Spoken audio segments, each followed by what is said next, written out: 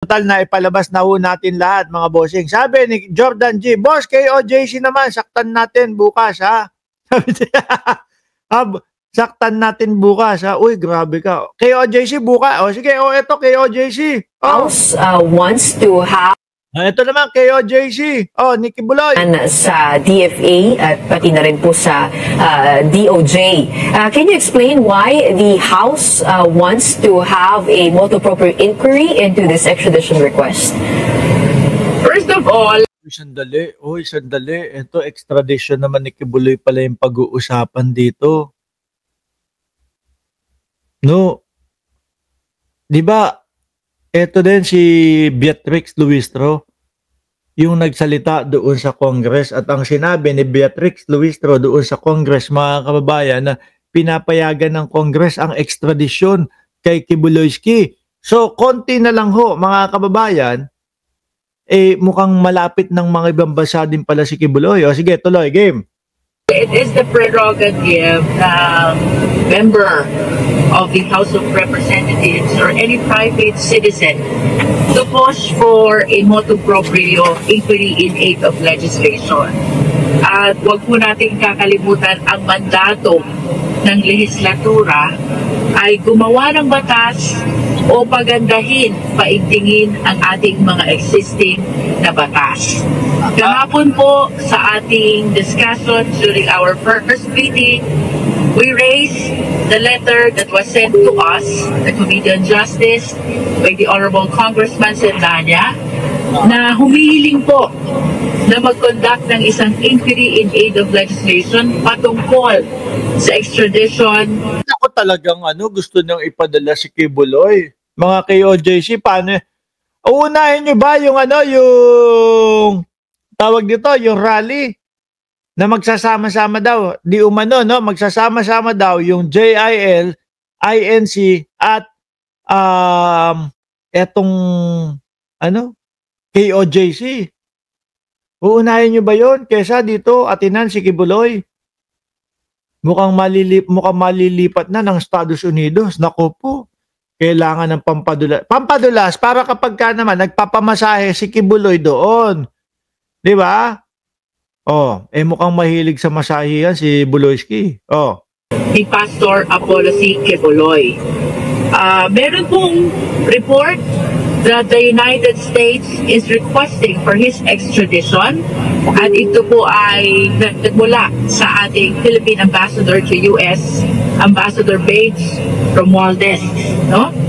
At kaugnay po nito, tinalakay po kahapon whether or not kailangan ba nating magkaroon ng inquiry in aid of legislation.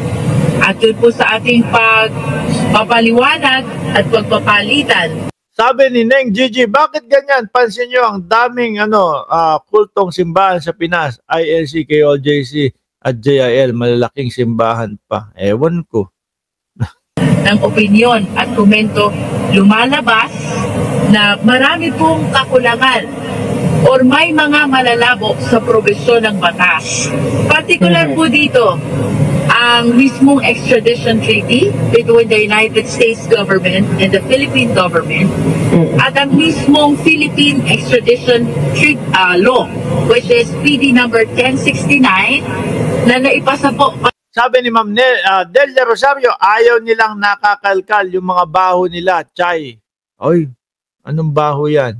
Panahon pa ng ating dating Pangulong Marcos Sr. One of this, ang pinaka-distinct po dito na hindi pa na-encounter ng Philippines in the past. Ito pong si Pastor Apollo C. Kibuloy ay mayroon din kasong hinaharap dito sa Pilipinas. And the purpose of the extradition to US is because may haharapin din siyang kaso doon sa Pilipinas. Tsaka mas nauna yon, di ba, yung kaso niya doon sa sa Estados Unidos. Kaya nga nakapaskil yung pagmumukha ni Kibuloy doon po sa FBI Sabi ni Transformer, wag na po nating pag-aksaya ng oras si Kibuloy. Ipadala na lang yan sa US. At least mabawasan din kahit papaano yung pakain natin doon sa mga preso. Pilipinas. Tsaka doon talagang patas na patas doon. At kung, di ba? Kung talaga naman totoo at dapat makawala si Kibuloy, o doon papakawalan niya kasi patas doon. Ha? Dapat nga sumisigaw kayong mga KOJC na dalhin doon si Kibuloy eh. Oh, at doon litisya si Kibuloy. Para sa ganon, yung sinasabi nyo na walang kasalanan si Kibuloy, doon nyo sabihin. O kapag ka napatunayan nyo, di labas si Kibuloy, di ba? To be specific, ito po ay sex trafficking, no? So the main issue here is, pwede po ba na ang isang residente ng bansa facing charges here in the Philippines ay ma-extradite sa Amerika? Pwede po, lalo na pagka hiniling na ng Amerika at kung merong kaso sa kanila, o at lalo na kung meron tayong pag-uusap between America and Pilipinas. Para humarap din sa panibagong kaso na ginawa naman doon sa isang bansa. Well, based on the treaty, maliwanag po, pwede. However, Aray, nako. Biruin nyo, no? Yung mga DDS, nakailan na.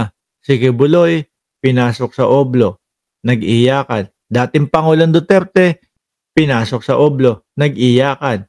Etong si Bato de la Rosa, malapit na yatang maipasok sa Oblo. Malapit na din pong mag-iyakan ang mga DDS. Yari. there are two options that the Philippine government must consider. Kapag po na-grant na ang extradition or petition for extradition, the Philippine government has to choose whether it is temporary surrender or deferred surrender. Temporary surrender or ano daw? Ano yung isa? Temporary surrender or Extradition or petition for extradition. The Philippine government has to choose whether it is temporary surrender or deferred surrender. deferred surrender. Padala na yan sa US. May wanted siya sa FBI para sure na yan sa Oblo. Sabi ni Victor Benjamin Brocoy Jr. Kapag sinabi po nating temporary surrender, it means kahit mayroong pong hinaharap na kaso dito sa ating bansa, pwede po nating i-extradite siya sa Amerika upang harapin ang kanyang mga kaso doon. Talagang talagang mukhang malapit ng dalhin si Kibuloyski, mga bossing, sa Estados Unidos. At pag sinabi naman po natin deferred surrender, tatapusin muna ang kaso dito sa Pilipinas and even the service of sentence bago po siya i-extradite or i-surrender sa ibang bansa. This is just one among the several ambiguities. Deferred na lang. Tapos barter sa Typhoon. Sa Typhoon missile. Sige, ito, si Kibuloy, isusuko na namin sa inyo, ipapadala na namin sa inyo, tapos padalan nyo kami ng mga Typhoon missile. Yung ba yung ibig mo sabihin doon, Mark Estacador? Di ba? Tapos ilagay doon sa West Philippine Sea yung mga missile. Nakatulong pa nga. Di ba? At least baka malagay pa sa pahayagan yung mga pangalan ni Kibuloy. Kibuloy, nakatulong sa bansa. Anong kinatulong? Isinakripisyo ang kanyang sarili para sa Typhoon missile. Pwede, ano? Ayos. Naku, ewan ko kung ano nasa isip ni Kibuloy ngayon, no? Dahil simula pa lang po ng mahulihan. Talagang, hindi pa ho nahuhulihan, paulit-ulit na si Kibuloy na sinasabi na ayaw niya na mapupunta doon sa sa Estados Unidos. Ewan ko kung bakit siya natatakot. Siguro mahahaba po yung tubo na mga lilinisin doon. Di ba? Lucreng at L'Oreal at Elixir. And insufficiencies na nakikita po natin doon sa mga existing laws. To be specific, the extradition treaty and the Philippine extradition law. At ito po ang dahilan kung bakit minarapat ng Committee on Justice, partikular na mga miyembro nito, na magsagawa ng motu proprio inquiry in aid of legislation. As I have said last time, yung mga KOJC pa naman, busy po. Congresswoman Beatrix Luistro, yung mga KOJC, busy po doon sa abala sila doon sa gagawing rally. No, parang wala na siguro silang pakialam kay Kibuloy. mga kababayan. Nakapokus na sila doon sa gagawin nilang rally. Anyway, alisin na ho natin yan. Dakuin ho muna natin si Kiko Barsaga, mga boss. Nakasuhan na. Oh, nasan ba yung kaso ni Kiko? Oh, CIDG. Nasan ba? Hindi ko makita. Ito yata eh. Liliit kasi. O yan. Jesus Palsis. O, Jesus Palsis. Lakihan ko para makita ko. Breaking cat news daw. Breaking cat news. Congressman Kiko Barsaga. No, kinasuhan ng CIDG ng patay. Inciting to sedition. Mukhang ano to. Mukhang walang piyansa pag ganito. Inciting to rebellion. The long arm of the law takes long, but it catches up. No? Freedom of speech in sacred, but it is not absolute. Sabi ko sa inyo, mga boss Chipamo, sir, nung mga nakaraan, sigaw ng sigaw si Kiko Barsaga. Kung ano-ano po yung mga sinasabi. Andiyan si Papa Trix. Daya kay Papa Trix ang daming dalang bala. Di ba, mga kababayan? Si Kiko Barsaga, ang daming sinasabi kung ano-ano nang walang katotohanan ho, mga bossing. Sabi nung iba dito, bakit ganon? Inahayaan lang. No, si Kiko Barsaga na manira ng wala namang katotohanan yung mga kanyang mga sinasabi, etc., etc. Sabi ko, syempre pinag-aaralan pa yung mga yan. Di kalaunan, baka after 2 months, 3 months, magulat tayo na may nakasampa o may isasampang kaso na yan. Ito na nga po yung nangyari, mga bossing. Sabi ni Rivers, may takas pa yan, Sir Mark, kung aamin siyang may toyo siya. Ay, oo nga, ano? Oh, totoo. Totoo yung sinasabi ni Rivers, ha? You cannot, parang una, matatanggal siya bilang Congress kapag may topak siya. Di ba? Pangalawa, mukhang lulusot doon sa kaso kapag inamin niya na may topak siya. You cannot be a congressman of a Republic of the Philippines and call for the breakup of the Republic by promoting the secession of Visayas and Mindanao. Ikulong na yan at i-expel as congressman para hindi sayang ang 300,000 plus na taxes namin. Tapos kapag dumaan kayo sa Facebook ni Kiko Barsaga, no, yung mga pera nakaganon, no, ginaganon po. Sabi ko, grabe naman itong congressman na ito. Pero parang may topak po talaga. Ayan, mga bossing, yan yung kopya.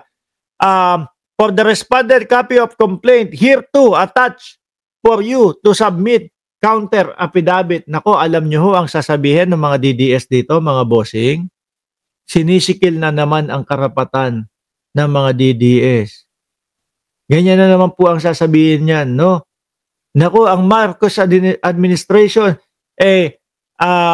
binubusalan ang bibig ng mga nagsasalita kontra o laban sa kanila. Ganyan na naman po, mga kababayan, ang sasabihin ng mga yan. Pero, kitang-kita naman po natin, di ba?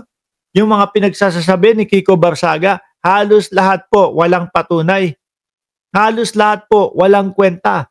Pati nga po yung DND na niya na binanatan niya na Pati po yung pati po mga kababayan, yung pandagat po natin, sinabihan niya na sayang lang daw po ang pasweldo doon sa mga doon sa mga PSG, PCG, Philippine Coast Guard. Biruin niyo yun, first defense natin, mga bossing. Sasabihin na sayang lang daw po ang binabayad sa PCG, sayang lang ang pasweldo sa PCG. Kung sa Estados Unidos o sa ibang bansa ho, mga kababayan, sinasaluduhan pa yan. Hindi, ito congressman pa, siya pa mismo ang nag-uudyok sa mamamayang Pilipino nung mga paghiwalay ng Mindanao o ng Visayas. Kung tatanungin natin, yung karamihan ng mga nakatira dyan, baka ayaw nilang humiwalay. Diba? Siyempre, Pilipinas yan Diba? Baka yung mga DDS lang ang gustong humiwalay. So, kung ang mga DDS lang ang gustong humiwalay, ba't hindi na lang kayo mag-North Korea? No? Gusto nyo magdo-donate pa kami ng pamasahe ninyo. At least kay King Jong-un, baka magkasundo pa ang ugali ng mga DDS. Anyway, mga boss Chipamo, sir, kailangan ko ng umalis at madami pa tayong gagawin. No, maraming salamat. Abangan nyo po si Banat Boy doon po sa Birahan PH. Muli po, maraming salamat and God bless po sa ating